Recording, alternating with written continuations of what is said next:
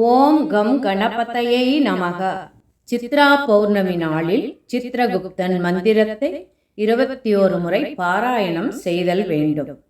மற்றும் எல்லா பௌர்ணமி நாட்களில் பாராயணம் செய்து படிக்க ஆயுள் விருத்தி உண்டாகும், செல்வம் பெருகும். அனைவரும் நீண்ட ஆயுளும் நிறைந்த செல்வங்களையும் பெற்றிடுங்கள்.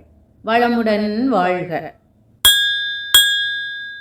ஓம் சித்ரகுப்தாய நமः. சர்வ பாப விநாசாய புண்ணியவர்தனாய மகாபுத்தி பிரதாயகாய சித்ரகுப்தாய நமः. ஓம் சித்ரகுப்தாய நமः.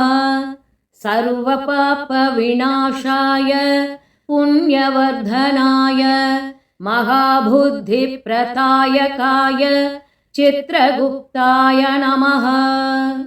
ஓம் சித்ரகுப்தாய நமः. சர்வ பாப விநாசாய புண்ணியவர்தனாய மகாபுத்தி பிரதாயகாய சித்ரகுப்தாய நமः. ஓம் சித்ரகுப்தாய நமः. சர்வ பாப விநாசாய புண்ணியவர்தனாய மகாபுத்தி பிரதாயகாய சித்ரகுப்தாய நமः. ஓம் சித்ரகுப்தாய நமः. சர்வ பாப விநாசாய புண்ணியவர்தனாய மகாபுத்தி பிரதாயகாய சித்ரகுப்தாய நமः. ஓம் சித்ரகுப்தாய நமः. சர்வ பாப விநாசாய புண்ணியவர்தனாய மகாபுத்தி பிரதாயகாய சித்ரகுப்தாய நமः.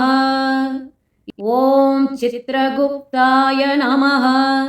சர்வ பாப விநாசாய புண்ணியவர்தனாய மகாபுத்தி பிரதாயகாய சித்ரகுப்தாய நமः. ஓம் சித்ரகுப்தாய நமः. சர்வ பாப விநாசாய புண்ணியவர்தனாய மகாபுத்தி பிரதாயகாய சித்ரகுப்தாய நமः. ஓம் சித்ரகுப்தாய நமः. சர்வ பாப விநாசாய புண்ணியவர்தனாய மகாபுத்தி பிரதாயகாய சித்ரகுப்தாய நமः. ஓம் சித்ரகுப்தாய நமः. சர்வ பாப விநாசாய புண்ணியவர்தனாய மகாபுத்தி பிரதாயகாய சித்ரகுப்தாய நமः. ஓம் சித்ரகுப்தாய நமः. சர்வ பாப விநாசாய புண்ணியவர்தனாய மகாபுத்தி பிரதாயகாய சித்ரகுப்தாய நமः. ஓம் சித்ரகுப்தாய நமः.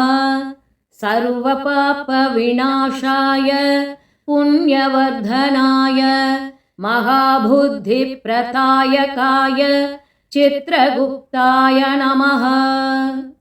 ஓம் சித்ரகுப்தாய நமः. சர்வ பாப விநாசாய புண்ணியவர்தனாய மகாபுத்தி பிரதாயகாய சித்ரகுப்தாய நமः. ஓம் சித்ரகுப்தாய நமः. சர்வ பாப விநாசாய புண்ணியவர்தனாய மகாபுத்தி பிரதாயகாய சித்ரகுப்தாய நமः. ஓம் சித்ரகுப்தாய நமः. சர்வ பாப விநாசாய புண்ணியவர்தனாய மகாபுத்தி பிரதாயகாய சித்ரகுப்தாய நமः. ஓம் சித்ரகுப்தாய நமः. சர்வ பாப விநாசாய புண்ணியவர்தனாய மகாபுத்தி பிரதாயகாய சித்ரகுப்தாய நமः.